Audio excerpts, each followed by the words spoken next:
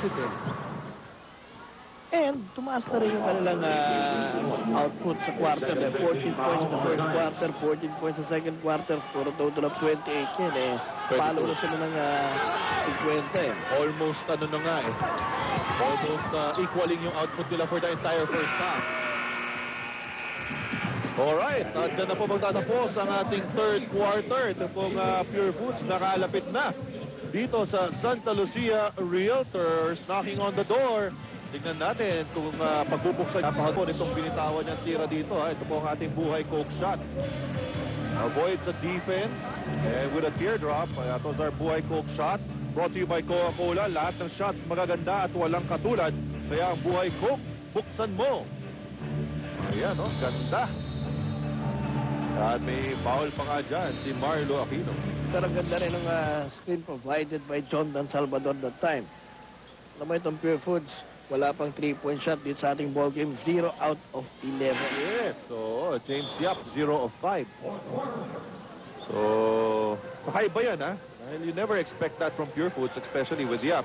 Kasi nasabi na natin kanina, 14 points in the first quarter, 14 points in the second quarter. Nag-break out ang Pure Foods with 22 in the third. Ito yun. 1,000! Oo. 1,000! Si Marlo Aquino. 1,000 shot blocks, career shot blocks for Marlo Aquino. Here's Joseph Yo po, long two lamang. Ay, Joseph Yo. Hindi talaga mabasag yung 3-point barrier eh, no? Yes.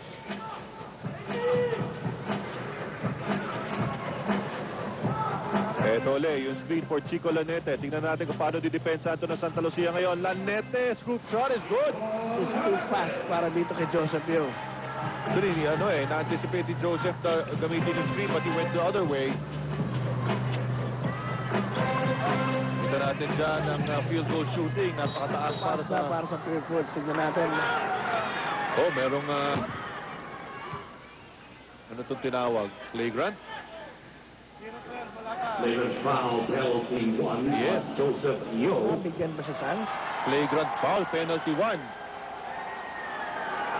Against Joseph Yo. At ito si Coach Boyet saying na hinahawakan raw si Joseph Yo. Ito so 2 free throws coming up. At line number 10.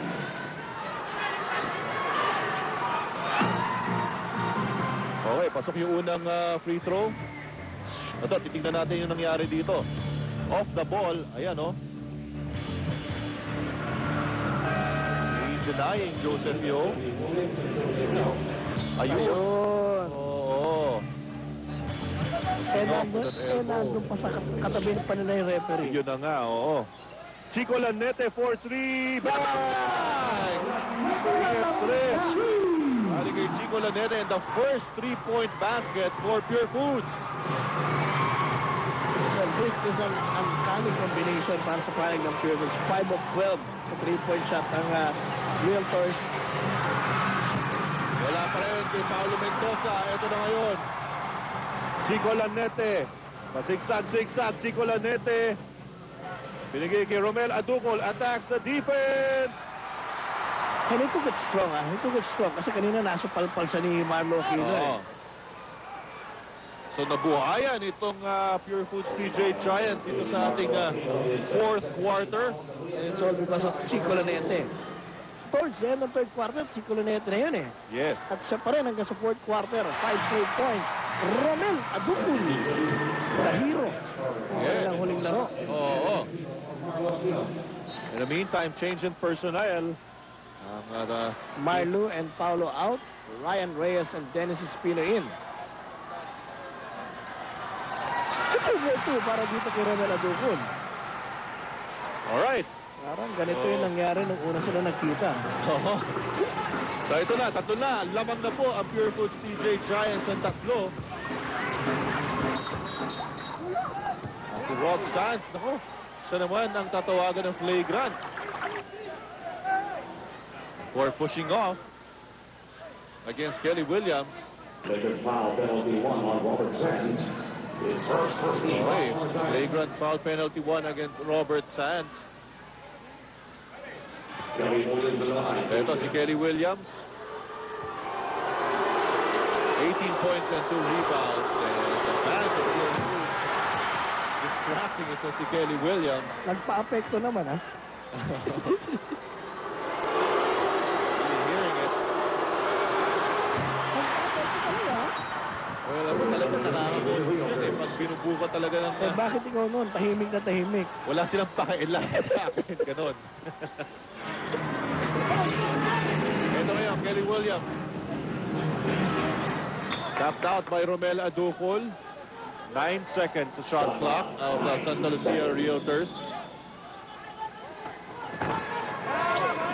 Brian Reyes against Peter Jun Simon. Reyes kicks it out to Kelly Williams for 3. This time it's out. Long rebound to Chico Lanete. Lanete ngayon, tumama sa paa niya yung bola. Kay Ryan Reyes. Kay Ryan Reyes yung paa na tumama. Kaya hindi na inabulit si Gulolete. Oo.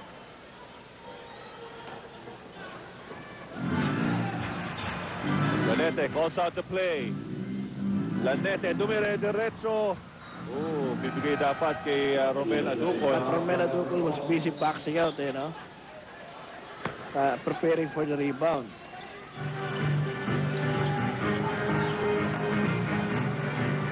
So, tingnan natin kung paano matatapos to. It's almost the same scenario as their first meeting. Ito na yun, Kelly Williams na wala pa yung bola. Chico Lanete sabi, let's set up our offense. And maganda dito for Pure Foods. They're doing this without James Yap And on look the at this. floor. You know, talagang si Chico Lanete, he's just breaking down the defense. Yun No? na nga eh. Nilalampasan lang niya talaga Tearing yung... them down. Nilalampasan niya yung Foul, the Realtors. defender niya. Forcing the big men to help. At the line, You were mentioning walang James Shop. Wala rin ka Kerber Raimundo, eh. Oo. And 8 points para dito sa rookie. Yan ang Pure Foods TJ Giants. Make that 9. Ang magandang comeback ito ng Pure Foods. Second free throw is up and it's in. 10 points in the ball game para dito kay Chico Lanete. Time out. So like in their first meeting kung saan lumamang sa Santa Lucia at humabol itong Pure Foods TJ Giants, ganun rin po ang nangyayari dito ngayon. Lumamang na ang Santa Lucia by as much as 10 points. Pero itong Pure Foods naman ngayon, Coca-Cola Tigers, mix it up. Nakaw ang Santa Lucia doon, ano? oo, si Denok Miranda. Ito na, Chico Lanete ulit. Tama ka na, no? He's just taking everybody to school. Dito sa fourth quarter. Simula pa nung third quarter. Ironic as it may be dahil rookie siya, eh. Ito ngayon, si Chico Lanete again on the free throw line. Once again, knocks in the first free throw. 11 points in the ball game para dito kay Chico Lanete. 4 ang abante ng Pure Foods. Second free throw is likewise din. Isang dosena ng puntos na para kay Lanete. And 5-point lead para dito sa Pure Foods TJ Giants. Ito ngayon, Denok Miranda finds Kelly Williams. Williams trying to take off into drop chance. Looks at the clock. 10 seconds to shot clock ng Santa Lucia. Atake si Miranda. And a foul is called on Chico Lanete. Balik na dito si Joseph Yo. Kanina medyo nag-init ang ulo kaya pinalamig muna ni Pero si Boyet. pero si Sanz hindi nilabas, ha? Even after the flagrant foul. He's doing a good job against Kelly Williams. Lanete against Joseph Yo. Ito na ngayon, tingnan natin. Nalibre si Lanete! Nagawa ng bola. Kuha na sana ni Romel Aducol ni Don Salvador, but he couldn't control it from going out, eh. So still a 5-point lead here for the Pure Foods TJ Giants. Low posting si Joseph Yo against Chico Lanete, nakakagawan pa ng bola. Chico Lanete ngayon.